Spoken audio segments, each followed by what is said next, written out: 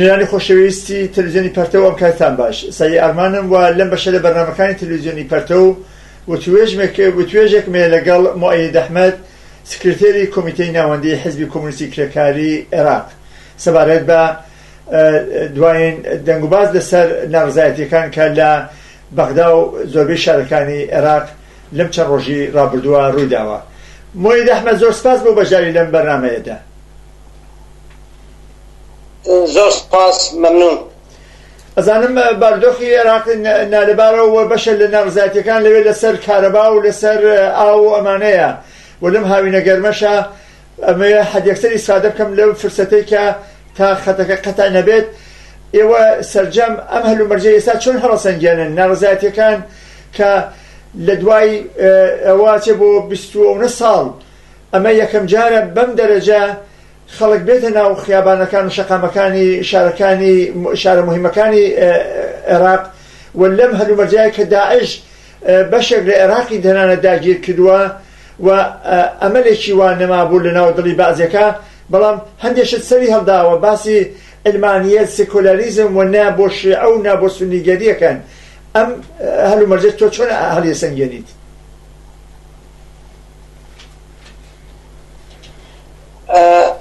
دیارە ئەم هەلومەرجە و ئەم ناڕزایەتیانەی کە ئێستا هەیە لە عێراقا و لە زۆربەی شارەکانی جنوب و ناوەڕاستی عێراق یعنی ئاکامی تەڕاکماتێکی زۆرە لە ناڕزایەتی خەڵک بەرامبەر ئەم هێزە دەسەڵاتدارەکانی ئیسلامی سیاسی لە عێراقا و ئەم نظامە سیاسی و قەومی کە بۆ 12 ساڵە لە عێراقا دەسەڵاتدارەتی بەدەستەوەیە. یەکەم شت ئەوەیە کە ئەگەر بەراوردی بکەین نەبینی ئەم ناڕزایەتیانەی ئێستا و ناڕزایەتەکانی 2011 هەم هەلومەرجە سیاسیەکە گۆڕاوە، هەم پلەی بەرزبوونەوەی ناکۆکیە دەرونیەکانی کۆمەڵگەی عێراق و نظامی سیاسی لە عێراقا و قەیرانێکی هەمەلایەنە کە دەرگیری بووە و هەم لەوانەش مهمتر ئەوەیە کە خەڵک پاش چەندین ساڵ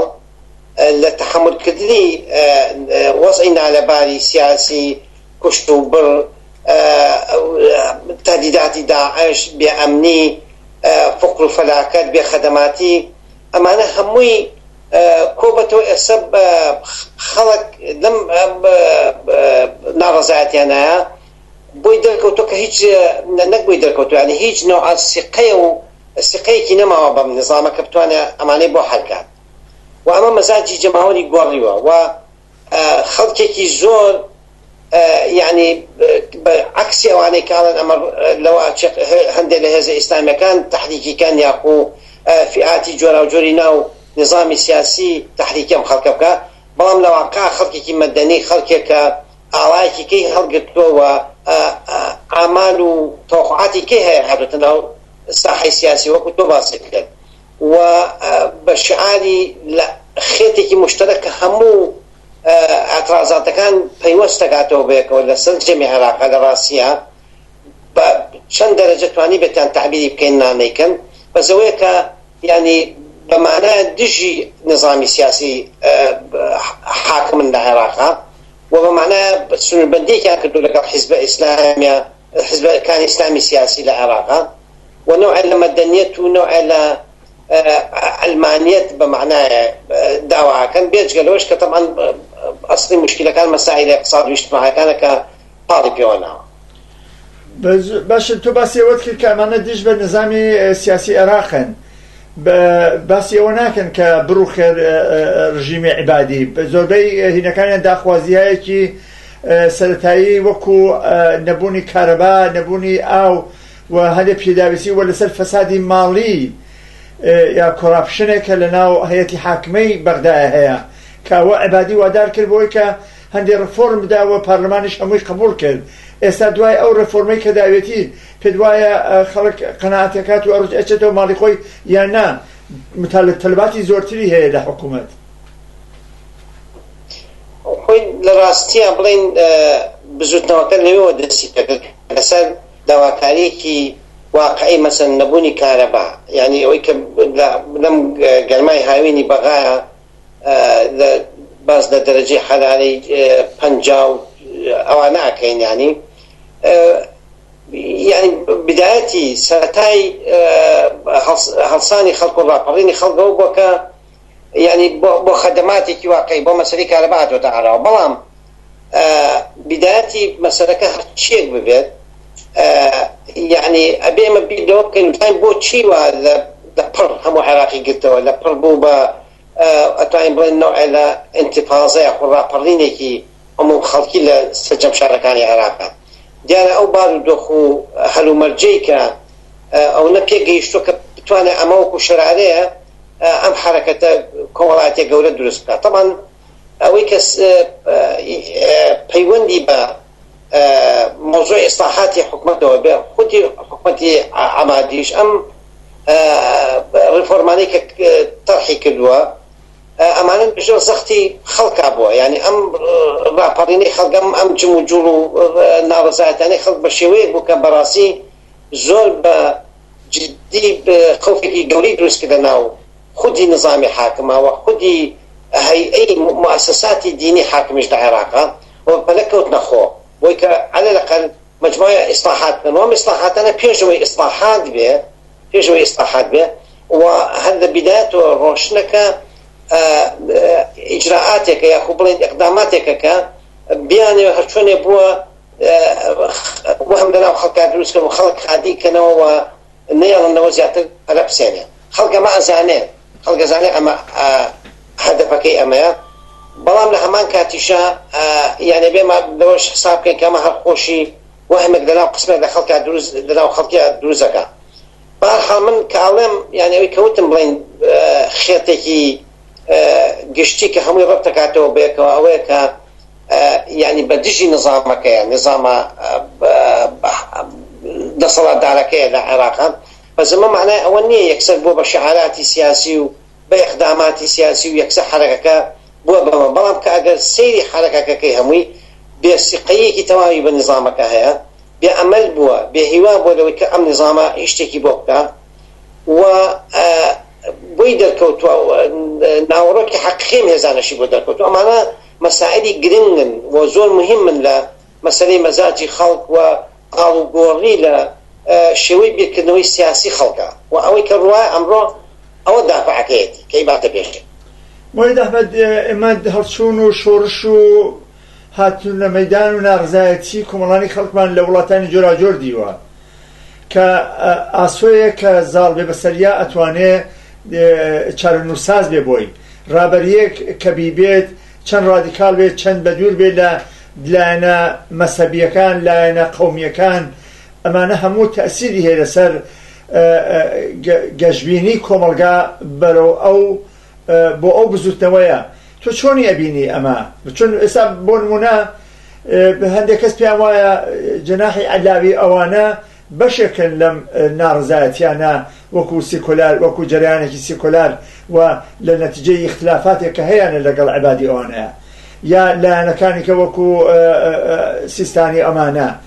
کە دیارە لەگەڵ سیستانی اختلافی زۆرە ئەمنەوە لە متالباتی خەڵک. ئێوە چۆنی ئەبینن؟ چەندە گەشتبینی؟ من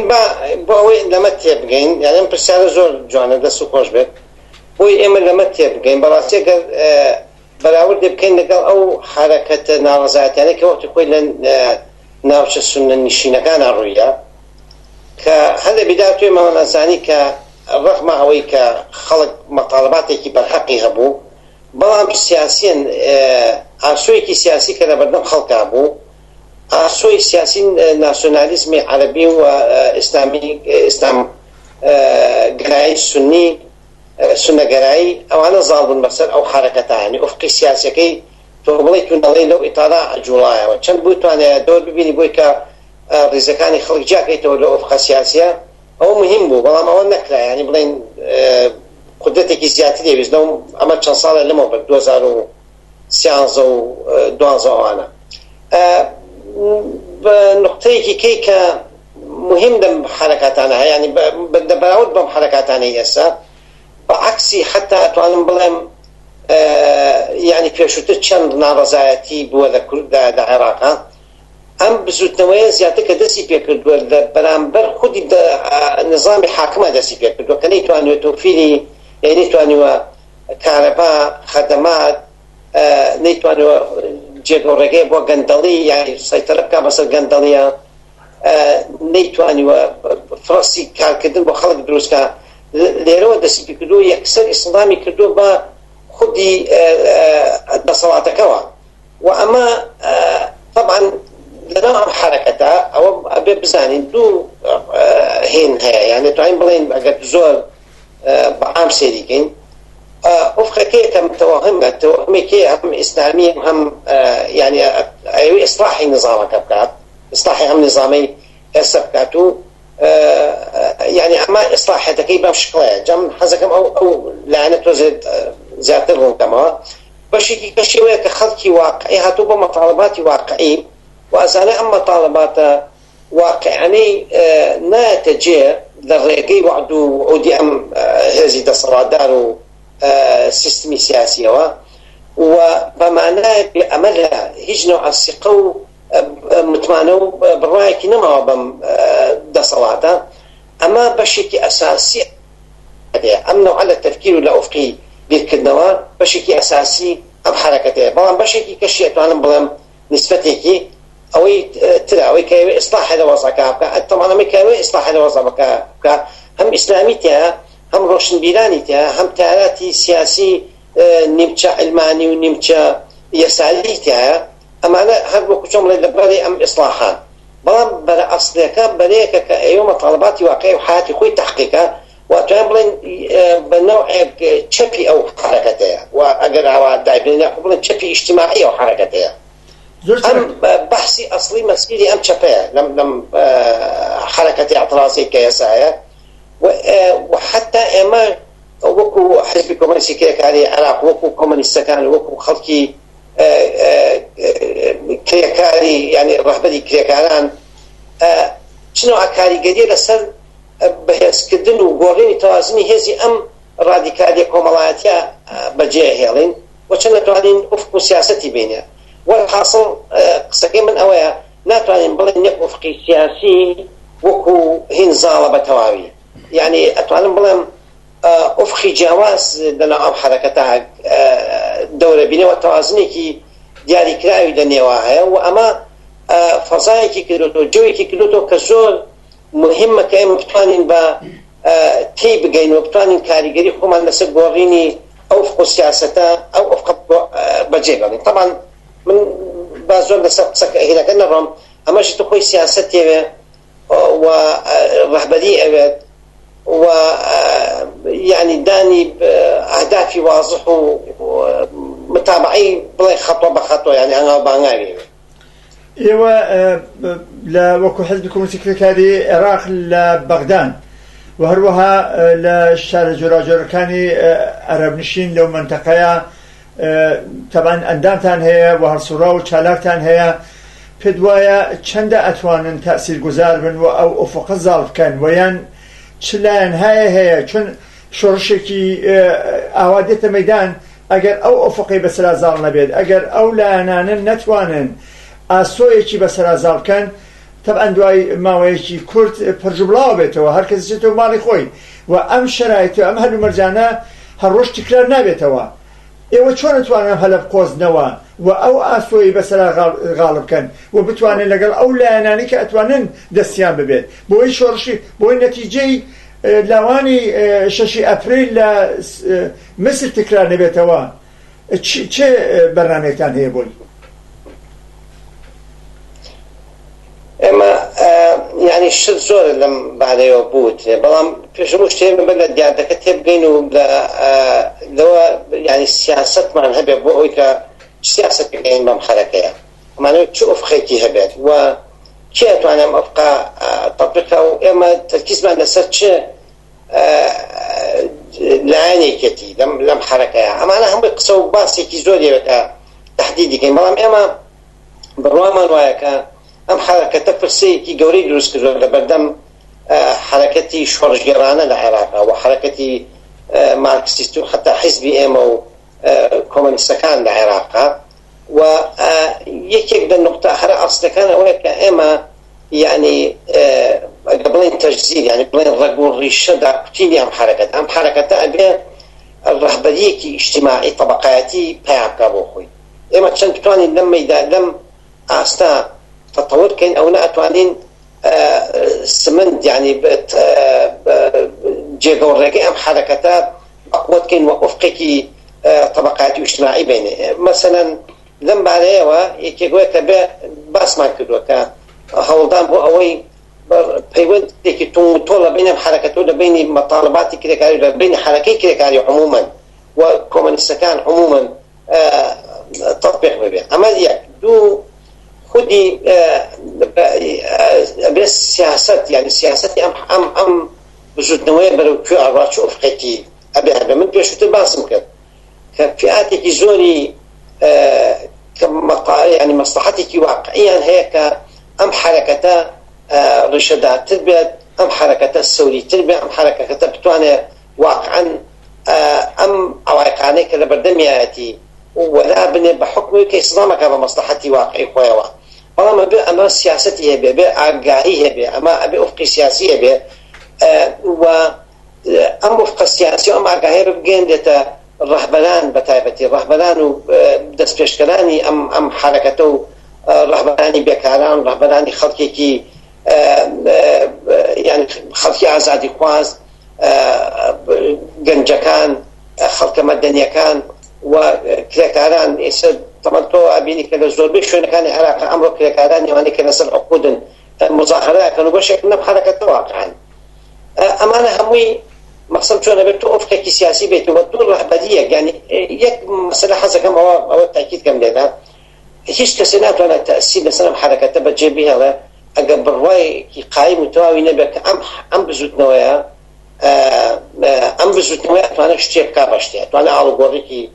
جەستی بەجێ بهێڵێ. ئێمە شێوەی مداخەلەمان یەکەم شت ئەوەیە کە چەند قەناعەتمان هەیە ئەم ئاڵوگۆڕێ ئینتاج بکەین و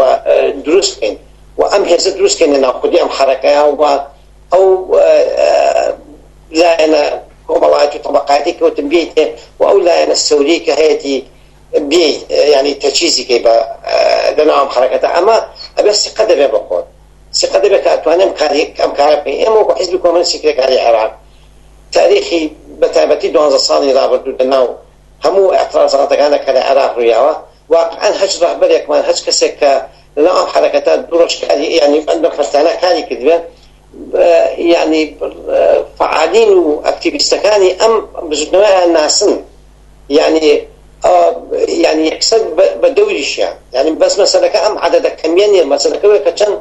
واقعا تۆ توانێت بخێتە بە قووەتکی و بتوانێت تەمینی ڕەهبەریەکی واقعی گەیاندنی ئەم حرەکەتە بە شوێنی خۆی بە ئینتیزار ببا پێچەوە. ئەمە لایەنێکێتی وەکوتم لایەنێک کە سقە دەبێ ئەمە توانێمە بکەیت. دووەم ئوفق و سیاسەتی بێتێ.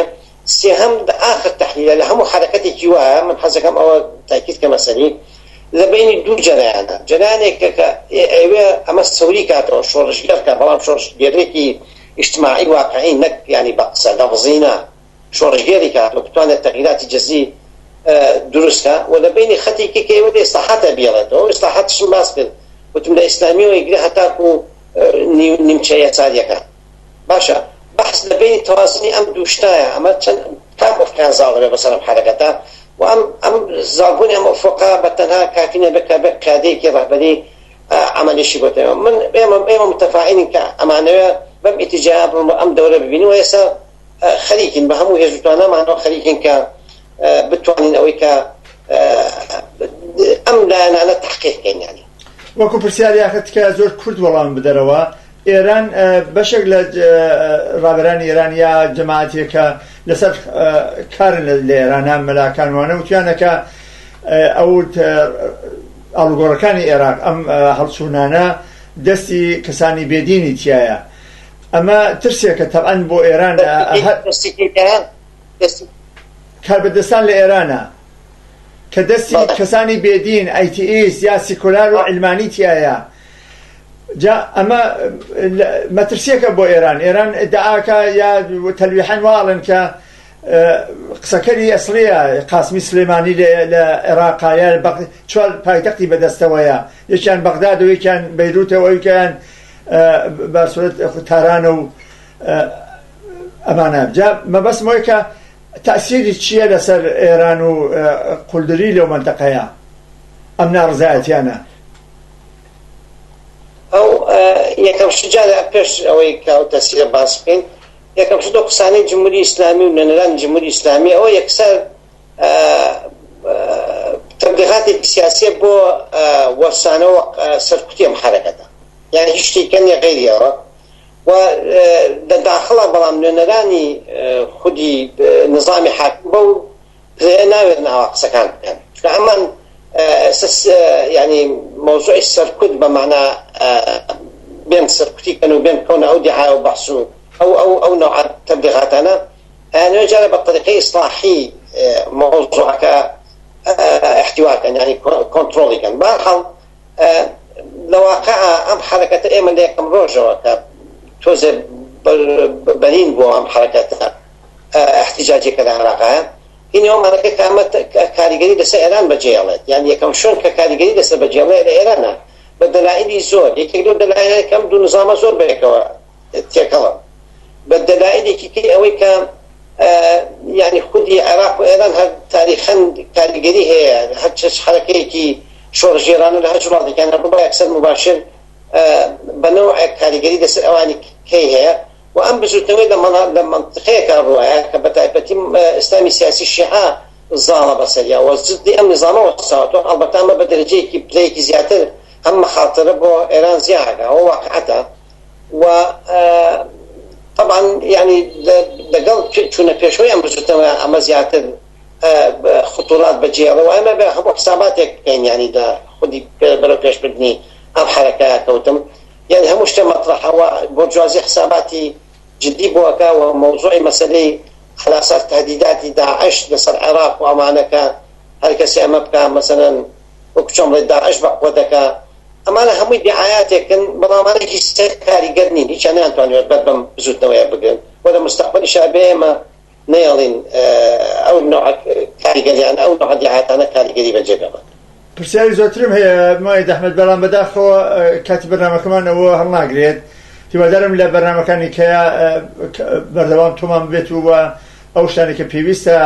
تازەترین ڕووداوەکانی ئێمان بۆ باسکەی بۆ بینەرانی تەلەڤیزیۆنی پەرتەو. زۆر سپاس دەکەم بۆ بەجاری لەم و توێژەیە. زۆر سپاس دەکەم، منیش مەمنونم بۆ فرسەتێکە خۆڵقانتان. بینەری خۆشەویست، سپاس بۆ بەجاریتان و هیوادارم ساغ و سلامەت بن.